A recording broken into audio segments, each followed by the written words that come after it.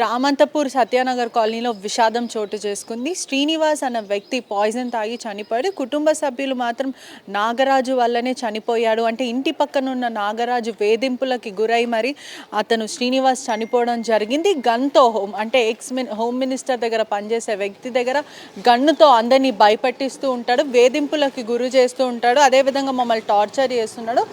ఆ వేధింపులకు గురై శ్రీనివాస్ చనిపోయాడని చెప్పి కుటుంబ సభ్యులు చెప్పడం జరుగుతుంది. ఒకసారి వాళ్ళతో మాట్లాడే ప్రయత్నం కూడా చేద్దాము. చెప్పండి, అసలు ఏం జరిగింది, ఎందుకని శ్రీనివాస్ పాయిజన్ తాగి చనిపోవాల్సి వచ్చింది? పక్కనే ఉన్న ఇళ్ళైన నాగరాజు అనే వ్యక్తి ప్రతిరోజు వాళ్ళ మీద భార్య భర్తల మీద హరాస్మెంట్ చేసి నిత్యం వాళ్ళని వేధించడం వల్ల మానసిక క్షోభకు గురై ఆయన నిన్న పొద్దున 10 గంటలకు తన గోడౌన్లో పోయి అక్కడ పాయిజన్ తీసుకొని చనిపోయిన జరగడం అని తెలిసి. అంటే గతంలో ఎప్పుడైనా పోలీసులకు ఫిర్యాదు చేయడం కానీ తను అంటే ఈయన హోంగార్డ్గా పనిచేసిన వ్యక్తి దగ్గర గన్ ఎక్కడి నుంచి వచ్చింది అంటే నిన్న పోలీసులు అతన్ని నాగరాజును అదుపులోకి తీసుకున్నప్పుడు గన్ ఏమన్నా బయటపడిందా? నాగరాజు అంటే ఆయనే ఇది కానిస్టేబుల్ అని చెప్పుకునేవాడు. వాస్తవానికి అతను కానిస్టేబుల్ కాదు, ఆయన హోంగార్డు. కాకపోతే ఇక్కడ వాళ్ళందరికీ నేను కానిస్టేబుల్ అని నమ్మించి తన దగ్గర ఆయుధం పెట్టుకొని ఆయుధంతో ఎవరైనా వ్యతిరేకత చెప్పినా ఎవరి ద్వారానైనా గొడవలైనా అరెస్ట్ చేసి. అంటే ఆ గన్ను కూడా ఎటువంటి గన్ అంటే పిస్తోల్ లాంటి గన్నా లేకపోతే ఎటువంటి గన్ను అనేది అతని చేతిలో చూసిన తప్ప అది ఎటువంటి గన్ను అనేది మా వరకు తెలియదు. ఒరిజినల్ అయినా ఫేక్ అనేది కూడా మీకు ఐడియా లేదు? నిన్న తెలిసిన ఇన్ఫర్మేషన్ ప్రకారం అది బెదిరించడానికి ఉపయోగించిన గన్ను అని తెలిసింది. అందరిని బెదిరించడానికి దాని గన్ను ఉపయోగిస్తున్నాడు అన్న విషయం తెలిసింది. దాని ద్వారానే బెదిరించి అందరిని భయపెట్టి భయభ్రాంతులను చేసి ఇక్కడ అందరినీ కాలనీ వాళ్ళందరినీ అరెస్ట్ చేస్తున్నాడు అన్న విషయం నిన్న ఎంక్వైరీలో తెలిసిన విషయం. అంటే మీరు గతంలో ఎప్పుడైనా పోలీసులకు ఫిర్యాదు చేయడం కానీ అంటే ఇట్లా ఇంత మానసికంగా ఆయనకు ఒత్తిడి అయినప్పుడు అతను ఎప్పుడైనా శ్రీనివాస్ ఇట్లా నాగరాజు వల్ల నేను వేధింపులకు గురవుతున్నానని ఎప్పుడైనా గతంలో పోలీసులకు చెప్పడం కానీ అలాంటివి ఎందుకని? ఎందుకనంటే డౌన్ టు ఎర్త్ ఉండేవాళ్ళం అండి. ఎందుకు అనవసరంగా వాళ్ళతో గొడవలు అవి ఇవి అన్నట్టు మేము మా మామయ్య అంటే సో నేను వాళ్ళతో గొడవలు వద్దు, మనది మనం ఉందాం, సో వాగే కుక్కలు వాగుతాయి అన్న విధంగా మేము వదిలేసేవాళ్ళం అనమాట. సో చాలా సెన్సిటివ్గా తన పని తను చేసుకుంటూ మా మామయ్య వెళ్ళేవాడు. బట్ నిన్న మరి జరిగిన సంఘటనలు నేను లేను, బట్ నేను జరిగిన సంఘటనలు బట్టి చూస్తే ఇంట్లో ఎవరు లేని సమయంలో మరి మా మామయ్యని ఏమన్నా వేధించాడా అన్న అనుమానం ఒకటి.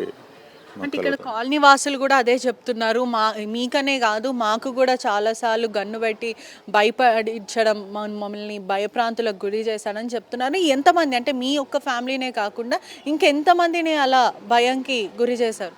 చాలామందినండి. ఇప్పుడు ఇక్కడ నాగరాజు అనే వ్యక్తి ఇక్కడ మరి రాజకీయం చేద్దాం అనుకున్నారో తన ఉద్దేశం ఏంటో నాకు తెలియదు, కానీ అతను మాత్రం అందరినీ చాలా బెదిరింపులకు పాల్పడడం, అటాకింగ్స్ చేయడం కూడా చేసేవాడండి. తన పిస్టల్తోనే కాకుండా తన హ్యాండ్స్ వాడేవాడు, లెగ్స్ వాడేవాడు, కొట్టి భయభ్రాంతులకు గురి చేసేవాడు.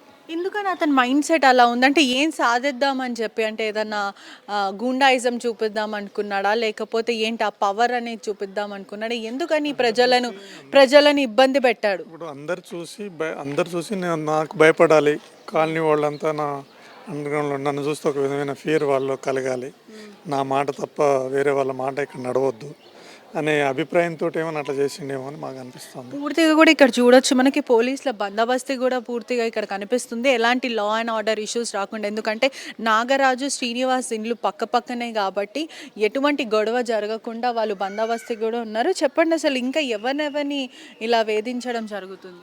ఇక్కడ కాదండి, మా మామ అవుతాడు 2-3 సార్లు అటాక్ చేసినట, తిట్టుడు, బూతులు తిట్టుడు, కొన్ని మోటు మాటలు ఉపయోగించడం మొదలుపెట్టిండు. ఆయన ఉపయోగించడం మొదలుపెట్టిన తర్వాత కూడా ఈయన లొల్లి అద్దు కాముస అని వాళ్ళ బామ్మదికి వాళ్ళ పిల్లలు చెప్పిండు, ఇట్లా సంగతి అంటుండు అది అని చెప్పిండు.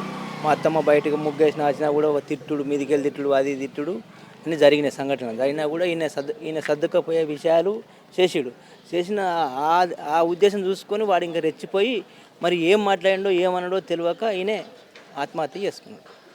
అంటే ఇప్పుడు కుటుంబ సభ్యులు కూడా ఏం చెప్తున్నారంటే వాళ్ళ దగ్గర నుంచి ఏమంటున్నారంటే మీ అత్తమ్మ కూడా ఉందని చెప్తున్నారు కదా, సో తన వర్జన్ ఎలా ఉందంటే ఏం చెప్తుంది, గతంలో ఇట్లాంటివి జరిగినాయని చెప్తుందా? వాడు అందరినీ బెదిరిస్తున్నాం మేడం కాలేజీలో, అంతే, ఇంకా వేరేదేం లేదు. ఒకవేళ యాక్షన్ తీసుకోక మాత్రం ఫర్దర్ యాక్షన్ వేరేగా ఉంటుంది మాది, కంపల్సరీ ఉంటుంది. ఆయన చాలా అమ్మాయి కూడా అయినా అసలు ఆయన ఎవరు జోలికి పోకపోతుండే, ఎవరిని ఏమనకపోతుండే, బెదిరం గన్ చూపించడము, డ్రగ్స్ వేస్తాను ఇంట్లో బెదిరిస్తున్నంట, డ్రగ్స్ వేసి అరెస్ట్ అరెస్ట్ చేపిస్తా అంటున్నాంట. రాత్రి ఆడోళ్ళు ఉంటారంటే ఆడోళ్ళ బిజినెస్ చేస్తున్నావు అని అంటున్నాంట ఇంట్లో. ఆయన ఎవరు చెప్పుకోలేక మానసిక శోభతోటి మన దగ్గర చచ్చిపోయినాడు. ఇప్పుడు పోలీసులు ఏమంటున్నారంటే నిన్న అతన్ని అరెస్ట్ చేయడం జరిగింది కదా, అదే విధంగా బందోబస్తు కూడా ఏర్పాటు చేశారు.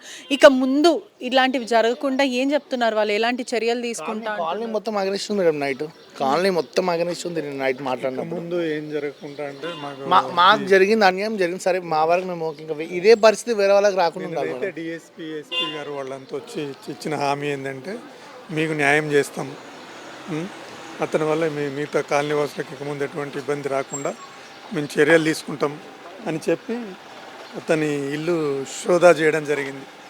ఆ సోదాలోనే ఈ ఫేక్ గన్ అనేది దొరికింది.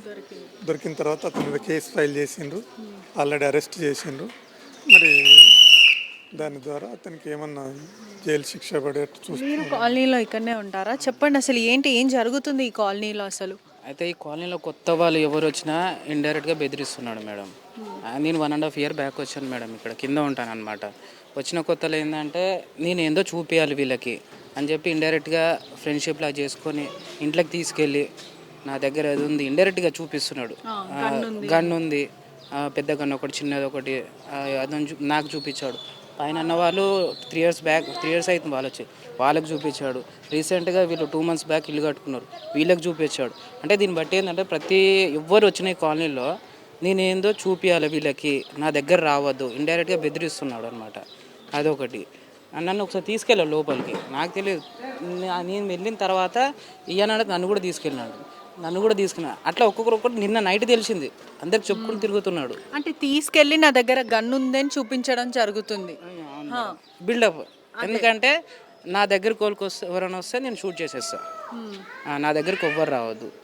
నేను అడిగాను, మరి మీకు లైసెన్స్ ఉందా, ఇది ఇల్లీగల్ కదా, లీగల్గా మీకు అన్నీ ఉన్నాయా అంటే ఉంటే నేను మాకు థ్రెట్స్ ఉంటాయి, నేను బినామీ అని చెప్పి అంటున్నాడు మేడం. ఎవరికి బినామీ? హోమ్ మినిస్టర్ కంటే ఎక్స్ హోమ్ మినిస్టరు మా అప్పుడు నాయని నరసింహారెడ్డి ఉన్నాడు కదా మేడం, ఆయనకి, మహమ్మద్ అలీకి నేను బినామీ, థ్రెట్స్ ఉంటాయి కదా, నాకు లైసెన్స్ ఉన్నాయి, అన్నీ ఉన్నాయని చెప్పి అట్లా చెప్తుండే. ఆ భయం పెట్టుకొని ప్రజలు కూడా ఎవ్వరు ఆయన దగ్గరకు పోకపోతుండే. అది మేడం. బస్సు వాళ్ళ ఇంటి పక్కన ఉంటాను, ఆ పక్క స్థలం కూడా నాదేని. ఎదురింట్లో నేను కిరాయికి ఉంటాను అనేటంటే నేను పెద్ద హోమ్ మంత్రి గారు చేస్తాను, మీరు ఆ పక్క ప్లాట్ నీదే కదా, నువ్వు ఆయనతో కొన్ని శ్రీనివాస్తో మాట్లాడకు అని నువ్వు బంద్ చేయి అన్నాడు. నేను ఎందుకు బంద్ చేస్తాను, నేను ఇల్లు కట్టిన రోజు ఆయనే ఆపుకుంటాడు అని అంటే ఆయన మాట వినలేదని చెప్పేసి నన్ను ఒకరోజు మా ఇంటి మొదలు నిల్చుంటే వెనక నుండి వచ్చి నన్ను కూడా కొట్టేశాడు. ఆ రోజే నన్ను కూడా సంపాలని చూసిండు, గన్న కూడా చూపించేలో ఈలోగా మా బ్రదర్ ఒక ఆయన పక్క గల్లీలో ఉంటాడు, వాళ్ళు వచ్చేసరికి ఈయన వాళ్ళు గేట్లో దూరిపోయాడు. ఆ రోజే నన్ను కూడా సంపాలని గన్న కూడా చూపించాడు. పోలీసులకు ఫిర్యాదు చేయలేరా? ఫిర్యాదు చేస్తామంటే ఆయనకు సంబంధించిన వాళ్ళు ఉన్నారు కాలనీ పెద్దలు, ఈసారికి వదిలేసే ఈ తప్పు, నెక్స్ట్ నీ జోలికి ఏదైనా వస్తే దానికి మేము పరిష్కారం చేస్తామని కాలనీ పెద్దలు కూడా చెప్పారు. సరేలే నేను ఏదో కొంచెం పోనీలే, తర్వాత నేను కొంచెం అంత టోన్ కొని ఏదో పెయింటింగ్ పని చేస్తాను, ఎందుకులే పెద్దోళ్ళు, తర్వాత నన్ను ఈ పోలీసులు, నేను ఫోన్ చేస్తే 4 జీపులు వస్తాయి, అప్పటికైనా పోలీస్ జీప్ తెప్పించిండు, ఈ గొడవ పోతుందని చెప్పేసి 2 పోలీసులు వచ్చి అక్కడ వరకు వచ్చి మళ్ళీ రిటర్న్ అయిపోయారు. అంత నన్ను భయపెట్టడానికి అట్లా చేసి ఇక్కడ ఒక లేడీస్ గల్లాంటి తిరిగిన పొద్దున్నే ఆ శ్రీనివాస్ భార్య పొద్దున్నే ముగ్గుకని కిందకి దిగితే వస్తాడు, చెవుట్లో ఏదో ఒక ఫోన్ పెట్టుకుంటాడు, ఆమెకి బూతులు అన్నీ తిడుతూనే ఉంటాడు, ఇండైరెక్ట్గా అంత ఫోన్ చెవుట్లో మొత్తం బూతులు మొత్తం తిట్టుకుంటూ వీళ్ళు ఆమెకి చాలా అంటే చాలా ఆమె పడిన శిక్ష 4 సంవత్సరాలు 3 సంవత్సరాలు. నేను ఇంటికి రెంట్కి వచ్చిన నుండి చూస్తున్నా, ఆయనకి సపోర్ట్ లేదని చెప్పేసి నన్ను కూడా ఉల్టా చేసి నన్ను కూడా ఇట్లా ఎంతమందికి అండి మొత్తం కాలనీ మొత్తం మీద అందరినీ భయపట్టించి ఎందుకని ఇట్లా ఎవరిక్కడ నుండి వెళ్ళినా వచ్చినా లేడీస్ని కానీ ఎవరినైనా ఇండైరెక్ట్గా తీరుతుండే. ఇంకా స్థలం కూడా అతనిది, రోడ్ ఆక్యుపై చేసి కూడా కన్స్ట్రక్షన్ ఎక్కువ చేసుకుంటూ దాని గురించి కూడా మాట్లాడితే బస్సులో ఉన్న వాళ్ళందరూ మాట్లాడితే ఈ రోజు కూడా డాక్యుమెంట్ తెలియదు. ఎవరిదో పేరు చెప్తాడు వినయ్ రెడ్డి అని, అతని దగ్గర డాక్యుమెంట్స్ ఉన్నాయంటాడు. ఒకసారి వీళ్ళు కూడా లేదు నీది కరెక్ట్ లేదు అన్నందుకు వాళ్ళని కూడా చాలా టార్చర్ చేశాడు. కాలనీలో ఉన్న ప్రతి ఇదంతా కూడా ఇప్పుడు స్థలం విషయంలో గొడవ జరిగిందా లేకపోతే పర్సనల్ గా మనిషిని టార్గెట్ చేసి మరి వేధింపులకు గురి చేశారు? సీనన్న ఈ చనిపోయిన సీనన్నని మాత్రం పర్సనల్గా టార్గెట్ చేసింది వాళ్ళ ఫ్యామిలీని. వాళ్ళ ఫ్యామిలీ వాళ్ళు ఇంట్లో కెమికల్ బిజినెస్ ఏదో చేసుకుంటుండే, పర్సనల్గా పోలీసు వాళ్ళని ఇన్వాల్వ్ చేసి వాంటెడ్గా వాళ్ళని ఇక్కడ టార్చర్ చాలా టార్చర్ చేశాడు. 3-4 టైమ్స్ పోలీస్ వ్యవస్థను కూడా పిలిచి వాళ్ళకి టార్చర్ చేపించి ఇక్కడ నుండి బిజినెస్ కూడా తీపిచ్చేశాడు. లేడీస్తో కూడా మాట్లాడే ప్రయత్నం చేద్దాం. లేడీస్ అందరినీ వేధించాడు, గన్ను చూపించి భయపట్టించాడు. ఒక శ్రీనివాస్నే కాదు పూర్తిగా కాలనీ మొత్తాన్ని భయభ్రాంతులకు గురి చేశారని చెప్తున్నారు. ఒకసారి చెప్పండి అసలు ఏం జరుగుతుంది కాలనీలో? అందరు కూడా భయభ్రాంతులకు గురి అంటే ఆడు ఒక్క సైకో, ఆడవాళ్ళకి తిరగనివ్వడు, బయటికి రానివ్వడు.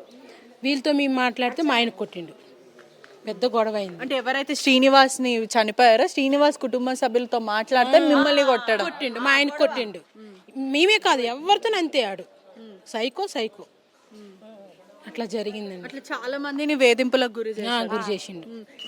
పక్కన వాళ్ళు చాలా మంచి మనుషులు, డీసెంట్ మనుషులు. ఆయననే నిమ్మకాయలు కోసుకుంటుండే, ఆయనే పెట్టుకొని ఇలా మీద పెట్టేస్తుండే. మేము పక్క నుంచి కూడా వెళ్ళిపోయి చూస్తే కూడా ఏముంది నా ముఖంలో అట్లా చూస్తున్నావు అని అంటుండే. మేము ఎంత మంచిగా కాలనీలో కలిసిమెలిసి ఉంటామో అంత బ్యాడ్ మనిషి మా దగ్గరికి వచ్చేసింది. నరకం చూపించిండండి వాళ్ళకైతే. మొన్న కూడా ఫోన్ చేసింది ఆమె.